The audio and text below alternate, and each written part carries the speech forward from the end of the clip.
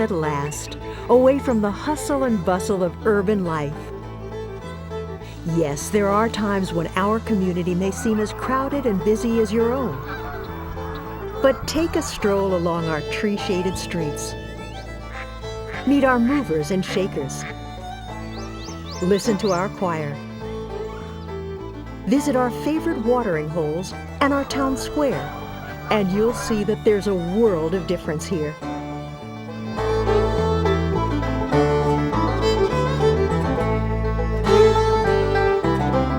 Welcome to Crab Orchard National Wildlife Refuge, a unique place to experience nature.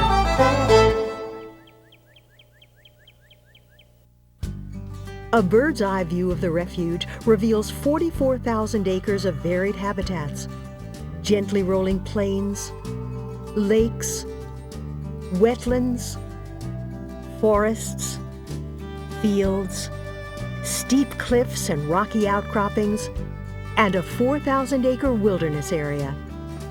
This is a natural crossroads where northern, southern, and prairie ecosystems meet, providing for a wide diversity of plant and animal species. In 1947, this beautiful mosaic of habitats became Crab Orchard National Wildlife Refuge. But its history goes back much farther than that. Crab Orchard is part of the U.S. Fish and Wildlife Service's National Wildlife Refuge system, the only network of federal lands dedicated specifically to wildlife conservation. The first refuge was established long ago and far away from here by President Theodore Roosevelt. It was the turn of the 20th century, and the fashions of the day demanded feathers.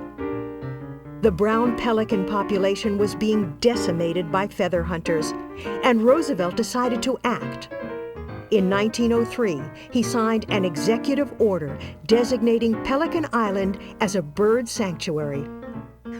This small island off Florida's east coast was the egg from which the National Wildlife Refuge system hatched. During his presidency, Roosevelt went on to create 52 more refuges to protect animals and birds threatened by overhunting.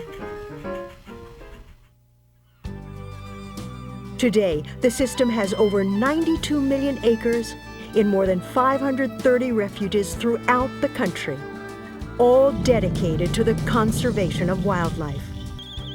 The refuges provide vital habitats, which are carefully managed for the benefit of wildlife. They also promote conservation through environmental education programs and recreational opportunities related to wildlife. But within the refuge system, Crab Orchard is unique in several ways. Its differences date back to the 1930s and what happened here during World War II. In 1936, during the Great Depression, several thousand acres of barren farmland were acquired by the government as a site for 3 recreational reservoirs. The Work Progress Administration employed many local residents to build the lakes, and the first, Crab Orchard Lake, was completed in 1939. World War II interrupted the lake building project, but the land and new water supply were put to use for the munitions industry. The ordnance plant here had a peak wartime workforce of 10,000 people and turned out 500,000 shells and bombs each month. In 1947, the land was turned over to the U.S. Fish and Wildlife Service, and Crab Orchard National Wildlife Refuge was established.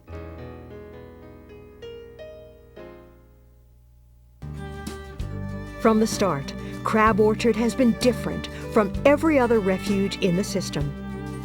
Although wildlife conservation is its central mission, the refuge is also required to provide land for industry, agriculture, and recreation. As a result, Crab Orchard's past is integrated into its present. Munitions and other products are still manufactured here, and farmers still work some of the land. However, the human activities are not allowed to impact the wildlife, and in many cases are beneficial. Crops on the 5,000 acres of farmland are only partially harvested. The rest is left for Canada geese and other wildlife to eat during the winter. Another 2,000 acres are used for cattle grazing, but the cattle are removed in October to make way for the arriving geese.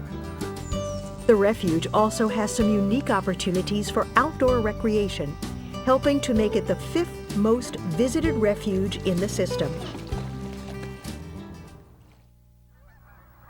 However, most of our more than 1 million visitors come to enjoy our flora and fauna, and there's plenty to see in every season.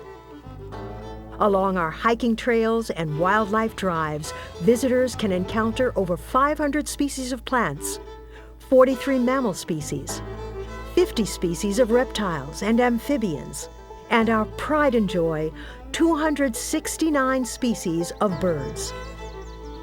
Lying near the middle of the Mississippi Flyway, the refuge is a vital stepping stone for migrating birds and a winter feeding and resting area for Canada geese and other waterfowl.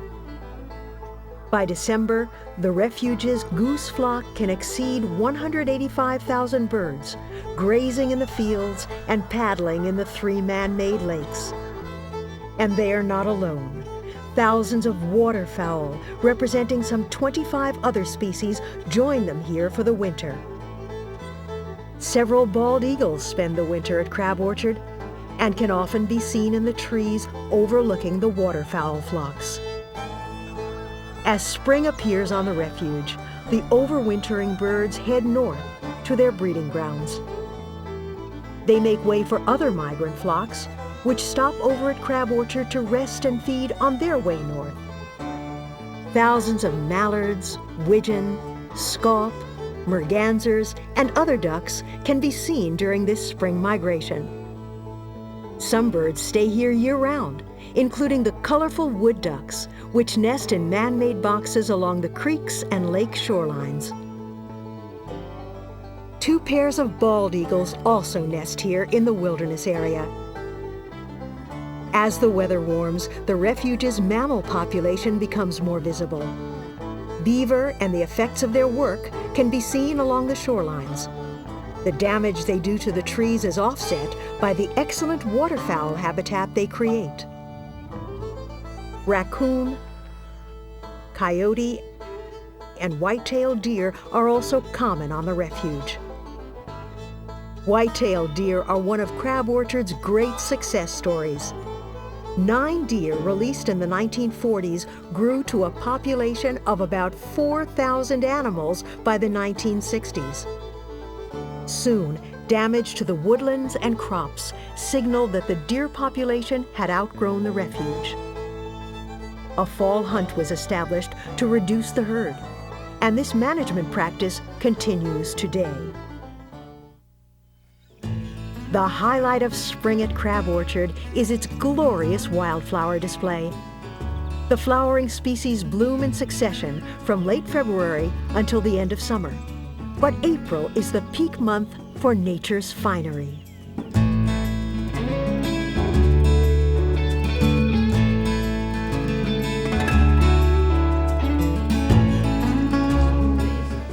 Throughout the year, the refuge runs interpretive programs, and the wildflower walks are among the most popular.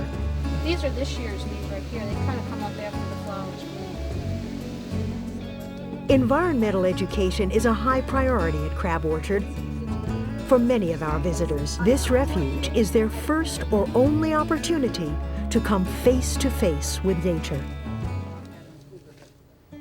Among them are thousands of school children who take part in our youth camps. The children learn about Crab Orchard's habitats and how they are managed for the wildlife. The fox has become less secretive and more inclined to move into urban areas. They see firsthand how the various plants and animals interact to create delicately balanced ecosystems. And they take away a better understanding of the importance of wildlife and natural areas.